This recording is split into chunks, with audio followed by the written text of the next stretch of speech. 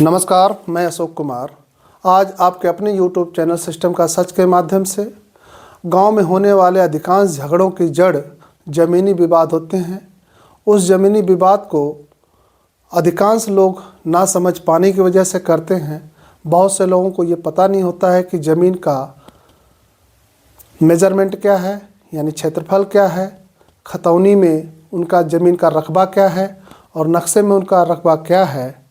वो किसी के कही सुनी बातों पर झगड़ा करने के लिए आमदा हो जाते हैं। तो आज मैं उन सारी शंकाओं को दूर करने के लिए ये वीडियो लाया हूँ।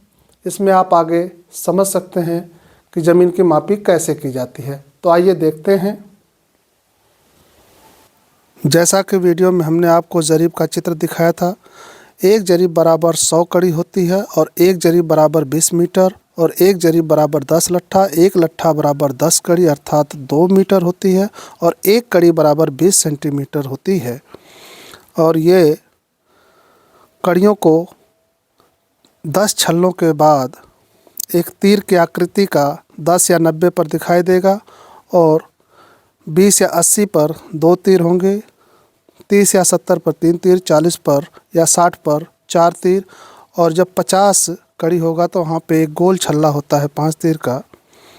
इस तरह से अब हम गुनिया के बारे में जानेंगे। एक गुनिया जो छोटी सी गुनिया आती है, लेखपाल के पास इससे बड़ी होती है। ये गुनिया कुल 2 इंच की लंबाई की होती है, जिसका ज़मीन पर कुल 200 मीटर के माप के बराबर होता है। इसमें एक छोटा खाना, सबसे छोटा खाना 4 मीटर के बराबर होता है और 5 खाना 20 मीटर के बराबर यानी 1 जरीब के बराबर होता है। इस तरह से आप देखेंगे कि जब एक हम असली गुनिया लेते हैं और उसको देखने का प्रयास करते हैं, हमारे पास एक छोटी सी गुनिया है। यहाँ पे आप देखिए कि 1 से लगायत 5 के खानों के बाद एक बड़ी रेखा है और इन 5 खानों के बीच में कुल दूरी बनती है 20 मीटर और इस 20 मीटर के बराबर एक जरीब होती है और एक जरीब की लंबाई 20 मीटर होने के कारण इसमें कुल 10 जरीब की लंबाई होगी, यानी कुल 200 मीटर की लंबाई हो जाएगी। तो ऐसे में यहाँ पर एक खाना 4 मीटर के बराबर है। और अब यहाँ पे हम थोड़ा सा पैमाना बता देते हैं आपको। 1 हेक्टेयर बराबर 10,000 वर्ग मीटर होता है और 1 हेक्टेयर में 4 बीघा होता है। 1 बीघा बराबर 2500 वर्ग मीटर होता है और 1 बिस्सा बराबर 125 वर्ग मीटर होता है। और 1 धूर, गांव की भाषा में आपने धूर शब्द सुना होगा, 1 धूर बराबर 6.25 वर्ग मीटर होता है। इसको इस प्रकार भी पढ़ सकते हैं, 1 धूर बराबर 0.00625 हेक्टेयर और 20 धूर बराबर 1 बिस्सा, 1 बिस्सा बराबर 0.0125 हेक्टेयर और 20 बिस्सा बराबर 1 बीघा, 1 बीघा बराबर 0.2500 हेक्टेयर और 4 बीघा बराबर 1 हेक्टेयर और 1 हेक्टेयर बराबर 10,000 वर्ग मीटर और 1 बीघा में 20 बिस्सा और 1 बिस्सा में 20 धूर होता है। अब आइए हम नक्शे को देखने का तरीका बताते हैं। आप नक्शे पर जब देखेंगे तो सबसे ऊपरी हिस्से में उत्तर दिशा होती है और नक्शे के घाटों की शुरुआत उत्तर और पश्चिम के कोने से ही की जाती है। नक्शा जब भी बनता है उसके घाटों का नंबर का निर्धारण उत्तर और पश्चिम के कोने से होता है। जैसे आप राजस्व ग्राम भूअरपुर के उत्तर और पश्चिम के कोने में आएंगे तो सबसे ऊपर आपको 1 नंबर का घाटा दिखाई देगा। 1 नंबर घाटा यहाँ पर देखिए ध्यानपूर्वक, ये नदी का घाटा है। ये भूअरपुर के उत्तर की ओर से नदी बहती है, उसी का ये नंबर है। उसके बगल में 2 नंबर घाटा संख्या और 3 नंबर घाटा संख्या या खसरा संख्या कह सकते हैं, 4 नंबर उसके बगल में और उसी के बाद 5 नंबर और ये 6 नंबर, 7 नंबर और उसके बगल में 8 नंबर, 9 नंबर, 10 नंबर और उसी के बाद 11 नंबर भी होगा। इसी प्रकार ये सारे नंबर बने होते हैं और ये पश्चिम किनारे से होते हुए गांव के एकदम दक्षिण सिरे तक चला जाता है। अब आइए हम एक घाटे का माप करेंगे। यहाँ पे हमने घाटा चुन लिया है 707 नंबर, जो कन्या पाठशाला के नाम पे है। और 707 नंबर पे जब हम स्केल रखेंगे तो स्केल रखते समय ये ज़रूर ध्यान दें, यानी गुनिया जब हम रखते हैं तो ज़रूर ध्यान दें कि ये गुनिया का जो एक छोटी लाइन है और नक्शे की एक सीधी लाइन के एकदम सीध में होना चाहिए, जैसे यहाँ पे दिखाई दे रहा है। तो हमने इसको यहाँ पर एकदम उसी की जगह फिट कर दिया है। फिट करने के बाद अब हम इसके खानों को गिनेंगे। जैसे हम इसके खानों को गिनते हैं तो 1 से लेकर 5 तक कुल 5 खाने हैं और उसके आगे एक खाना और है, तो कुल मिला के 6 खाने हैं। यानी 6 खानों की कुल चौड़ाई है इस गाटे की। अब ज़मीन पर इसकी लंबाई होगी 1 जरीब, यानी 5 खाना बराबर 1 जरीब और उसके आगे एक खाना बराबर 20 कड़ी है, यानी टोटल 120 कड़ी। अगर हम इसको मीटर में बोलें तो मीटर में एक खाना बराबर 4 मीटर के होता है, तो कुल मिला के 24 मीटर इसकी लंबाई बनती है। अब ठीक उसके सामने जब हम उसकी नापी करेंगे तो वहाँ पर भी हम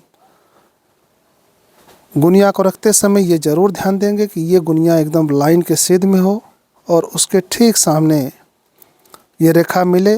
और उसके बाद हम अब खानों की गिनती करते हैं, और जब खानों की गिनती करते हैं तो कुल मिलाकर 5 खाने और उसके आगे 1 और 1.5 खाना के बराबर ये दूरी है, यानी कुल 6.5 खाने के बराबर है।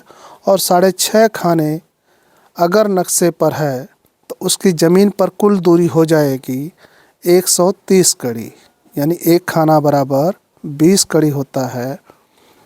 और इसको अगर मीटर में कर दें तो इसकी कुल लंबाई हो जाएगी 26 मीटर।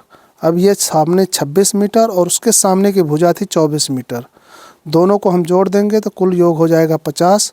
और 50 का जो मध्यमान अगर हम निकालेंगे तो योग आता है 25, यानी 50 को हम 2 से भाग देते हैं तो योग आता है 25। और इस 25 नंबर को लिखकर हम एक तरफ रख लेंगे।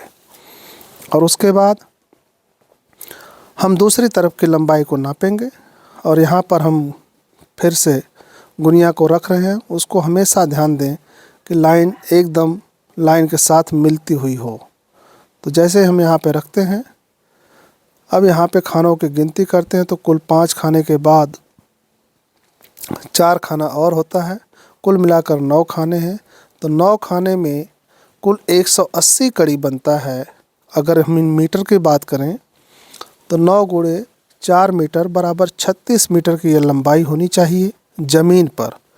आप अगर जरीब से नापते हैं तो 180 कड़ियाँ होंगी, और अगर मीटर से नापते हैं तो ये 36 मीटर होगा।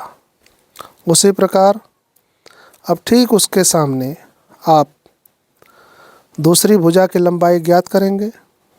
तो जैसे हम इसको रखते हैं, एक बार फिर से ध्यान देना है, हमेशा ये ध्यान ज़रूर रखें इधर उधर ना होने पाए, अन्यथा आपकी नापी गलत हो सकती है। तो यहाँ पर हम देख रहे हैं कि एक खाने से ये अधिक हो गया है, यानी 5 से ज़्यादा हो गया है, और 2 खाने के लगभग बराबर है, तो वहाँ पे कुल करीब 1.5 खाना कम है। यानी कुल 10 खानों में से 1.5 खाने कम, कुल मिला के 8.5 खाने की दूरी बनती है। 8.5 खाने की दूरी अगर नक्शे पे है तो ज़मीन पर इसको 170 कड़ी नापी की जाएगी। जंजीर से इसको 170 कड़ी नापने के बाद आप इसकी नाप को पूरा करेंगे। और अगर मीटर की बात करें तो ये 8.5 गुणे 4 बराबर 34 मीटर होगा। अब ये 34 मीटर है और उसके ठीक सामने की भुजा 36 मीटर है। दोनों को जब जोड़ देते हैं तो कुल मिलता है 70 मीटर। और 70 मीटर पूरा होने के बाद आप 2 से भाग दे देंगे तो 35 होगा। और जैसे ही दोनों को, अब एक स्कोर आपको मिल गया 25 और एक मिल गया 35। अब 35 को 25 से जब गुणा करते हैं तो इसका क्षेत्रफल निकल आएगा, जो क्षेत्रफल होगा 875 वर्ग मीटर। यानी इस नक्शे का क्षेत्रफल नक्शे के मुताबिक 875 वर्ग मीटर है, जो कि खतौनी के अनुसार है या नहीं है, ये खतौनी देखने के बाद पता चलेगा। तो आइए हम इसी गाटे की खतौनी देखते हैं, जिसको आप लोग गांव में कहीं से भी आज इंटरनेट के ज़माने में निकाल सकते हैं, मोबाइल से निकाल सकते हैं या कहीं से भी। तो आप देखते हैं खतौनी के सबसे ऊपर लिखा होता है राजस्व ग्राम का नाम, परगना, तहसील, जनपद, फसली वर्ष, खाता संख्या, उसके बाद होगा खातेदार का नाम, पता और खातेदार का नाम जो नीचे होता है उसका होता है। कन्या पाठशाला लिखा हुआ यहाँ पे। और ये खसरा संख्या है 707 और ये क्षेत्रफल है 0.1270 यानी कुल 1270 वर्ग मीटर। यानी ये नक्शा खतौनी के अनुसार छोटा बना हुआ है। और कितना छोटा बना हुआ है, 1270 में से 875 वर्ग मीटर को घटा देंगे तो लगभग ये 395 वर्ग मीटर एरिया कम है। इसी तरह हर ज़मीन की नापी की जाएगी। अब पूरा वीडियो देख लेने के बाद मुझे लगता है कि आपने ज़मीन को नापने का तरीका सीख लिया होगा। इस वीडियो में हमने एक आसान चौकोर गाटे का रकबा निकालना बताया है। इसी प्रकार आप त्रिभुजाकार, षटभुजाकार, पंचभुजाकार, अन्य प्रकार के चकों की नापी भी कर सकते हैं। वो थोड़ा कठिन है, लेकिन आप थोड़ी सी मेहनत अगर करेंगे, गांठों को आप कोशिश कीजिए कि वो वर्गाकार, आयताकार यानी 4 भुजाओं के आकार में बनाने की कोशिश करें तो आसानी से नाप सकते हैं।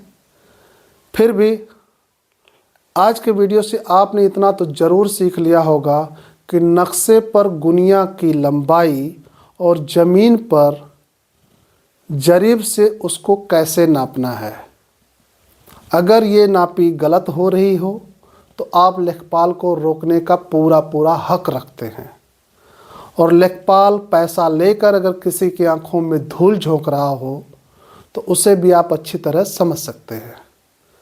अगर आज का मेरा ये वीडियो आपको अच्छा लगा तो प्लीज़ मेरे वीडियो को लाइक करना ना भूलें और उसके साथ ही अधिक से अधिक लोगों को साझा करें ताकि अधिक से अधिक लोग इस वीडियो को देखकर ज़मीन की हकीकत को समझ सकें।